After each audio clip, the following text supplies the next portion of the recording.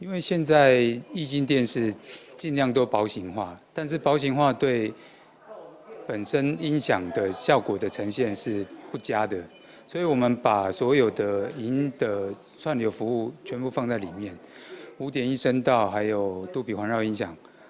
所有的影音串流都可以在一个盒子里面就可以解决。5G 是现行4G 的速度大概有20倍到30倍以上，所以未来如果我们要在家里唱 KTV， 可是自己唱可能不过瘾，可是我可以在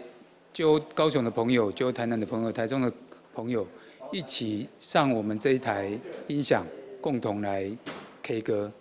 但是这个如果在现行的4G 跑起来，可能会有一些速度上的限制。可是，一旦有5G，大概这些问题都可以解决。现在几乎年轻人几乎已经不看第4台了，所以大家都是透过手机上去